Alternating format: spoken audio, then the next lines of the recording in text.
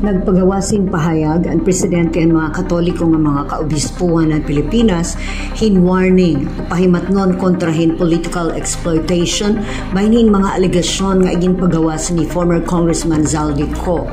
Hikoin mismo na hidadabihan multi-million peso nga anomalya nga flood control nga pundo.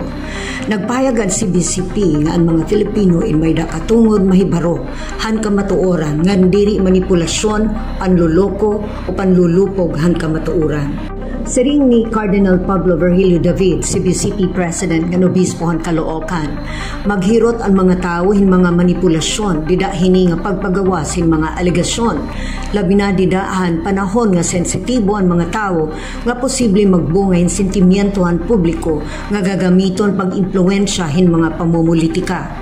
Mahinunumduman nga dinan video statement nga iging pagawas ni Zaldico, iya ginaakusar hi Presidente Marcos Jr. ngan former Speaker Martin Romualdez nga siya nanguna dinan insertion hin 100 billion pesos nga kantidad hin mga proyekto dinan 2025 national budget.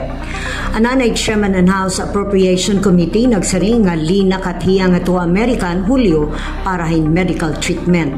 Siringan si CBCP, didahan iya panawagan nga bumalik ki Zaldico nga niya Pilipinas para personal nga iya ipahayag aniya mga asoy ngan manumpaha tubangan ng otoridad upod aniya ebidensya kasumpayhan iya ginpahayag nga mga alegasyon. Dugtong pa ni Cardinal David, ang mga Filipino ay nagkikinahanglan hin kamatuoran, diri la hurob-hurob, accountability, diri manipulations.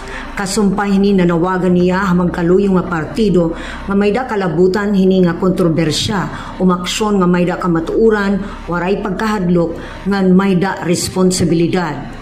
Siring pa ni Cardinal David, kadapitad bahin hini nga isyo inimportante para magkamaya hustisya ngan kusog diri pagparik han pagtapod han mga tawo nga dahan institusyon nga gintatapuran hin panalipod ngan pagpatuman han tinuod nga demokrasya.